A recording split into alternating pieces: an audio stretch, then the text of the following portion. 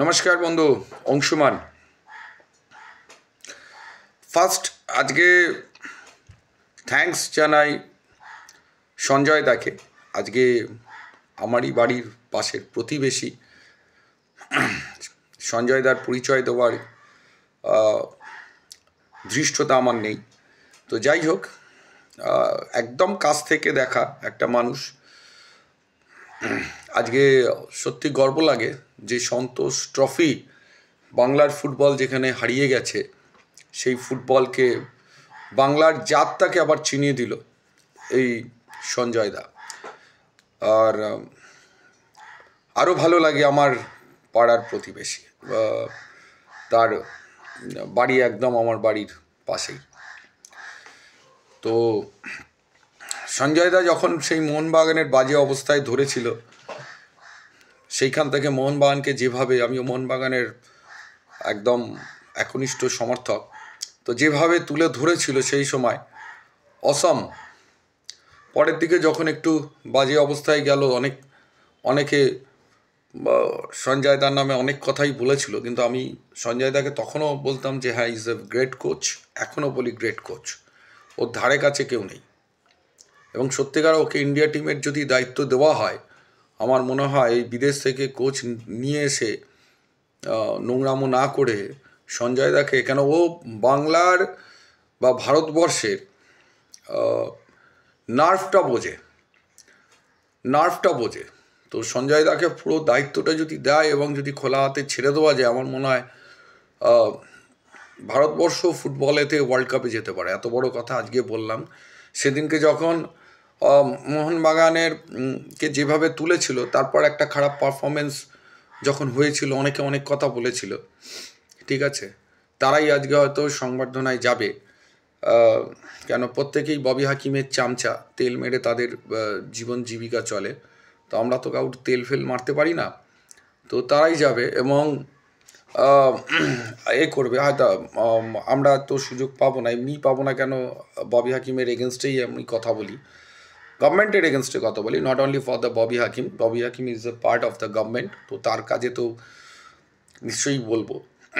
তো সেই কারণে আমাদের ডাকবেও না সংবর্ধনা দেওয়ার জন্য। আর সেকেন্ড হচ্ছে, তো তিলোত্তমার কেস নিয়ে আমি লড়ছি। অবভিয়াসলি স্টেট স্পন্সর্ড একটা মার্ডার কেসের নিয়ে আমি লড়ছি। সেখানে স্বাভাবিকভাবেই এন্টারটেন করবে না। তবুও আমি সঞ্জয় দাকে মন থেকে আন্তরিকতার সাথে সঞ্জয় দাকে সেলাম জানাচ্ছি, যে বাংলার যেই দুর্দশার দিনে। আর সবচেয়ে বড় কথা, কালকে দেখলাম ওই নিয়ালিপুরের একটা চোর গিয়ে বেশ করছিল, জয় বাংলা দিচ্ছিল। তো এই চোরেদের রাজত্বে থেকে যে দেখিয়ে দিতে পেরেছে যে হ্যাঁ, একটা করা যেতে পারে, এটাই হচ্ছে সঞ্জয় দা। পাশাপাশি আরেকজনের কথা বলবো, সেটা হচ্ছে চাঁদুদা। চাঁদুদাকেও আমি মন প্রাণ দিয়ে ভালোবাসি। ভদ্রলোক আজকে নেই, টালিগঞ্জের একটা সময় কোচ ছিল এবং বাংলার প্লেয়ারের প্রত্যেকটা নার্ভ জানতো। এবং সঞ্জয় দাকেও ব্রেক দিয়েছিলেন এই চাঁদুদাই। সম্পর্কে আমার মেসো শ্বশুর, কিন্তু ভদ্রলোকের একটা জিনিস হচ্ছে স্পাইন ছিল এবং স্পষ্ট কথা স্পষ্টভাবে বলতো। তো একটা সময় আমি একটা ক্লাবের সাথে যুক্ত ছিলাম, তো বলেই দিই, চেতলা অর্গুনি মেয়রের ক্লাবের সাথেই যুক্ত ছিলাম। তো সেখানেতে এই যে এখন যে ভলিবলের যে ইনফ্রাস্ট্রাকচার তৈরি করা, এই চাঁদুদার হাত দিয়ে, এবং এই মাঠ তৈরি করা।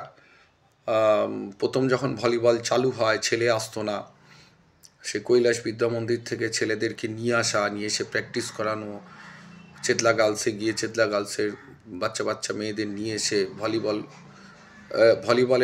ভলিবলে একটা আগ্রহ প্রকাশ করানো, আগ্রহটাকে তৈরি করা শুদ্ধ ভাতে বলে, সেগুলো সেই সময় খুব খেটেছি।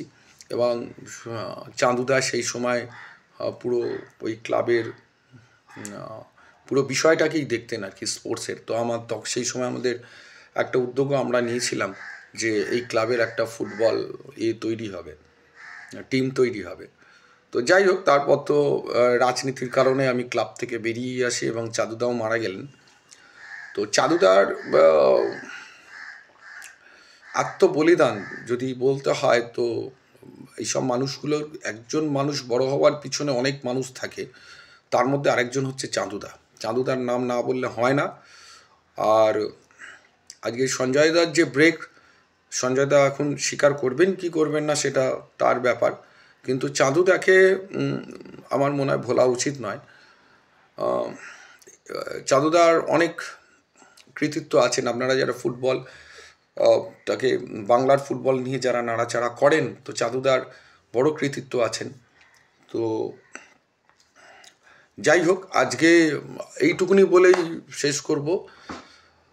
সঞ্জয় দার এই সাফল্য, বাংলার সাফল্য, একজন বাঙালি হিসেবে, হিন্দু সনাতনী বাঙালি হিসেবে সঞ্জয় দার এই সাফল্যকে স্যালুট জানাই।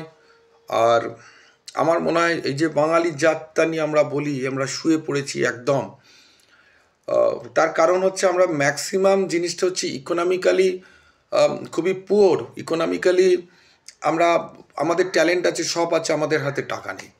এটাই হচ্ছে সবচেয়ে বড় কথা। আমাদের মেন্টালিটি চেঞ্জ করতে হবে। প্রফুল্লচন্দ্র রায়ের যে দেখানো পথে আমাদের যেতে হবে, বিজনেসে আমাদের আসতে হবে। তো এইটা নিয়ে আমি একটা বই লিখছি, 100 মাইলস। বই ঠিক নয়, প্রত্যেক দিন মানে নিজেকে প্র্যাকটিস করানো, গ্রুমিং করানো, ফোকাস থেকে হারিয়ে যাতে না যায়। তো সেই 100 মাইলস আমার ফেসবুক পেজ অংশুমান সরকারে গেলেই পাবেন। 100 মাইলস সবে লিখেছি, 20 জন মাত্র ফলোয়ার্স। তো আমার কে পড়লো না পড়লো সেটা বড় কথা না, দ্যাট ইজ মাই প্র্যাকটিস। যে দেখুন, আমিও স্ট্রাগল করছি, আপনিও স্ট্রাগল করুন। আর প্রত্যেক দিন একটা নেশা থাকে যে আমরা এই কাজটা করব, মানে জয়ী হওয়ার এই নেশাটাকে তৈরি করা। আর আজকে এইটুকুনি। এবং চাঁদুদার যেখানেই থাকো, নিশ্চয়ই তুমি দেখছো যে তোমার দেখানো পথই কিন্তু আজকে সাফল্য আসছে কিন্তু বাংলার। চাঁদুদাকে প্রণাম জানাচ্ছি, সঞ্জয় দাকে স্যালুট জানাচ্ছি। Thank you.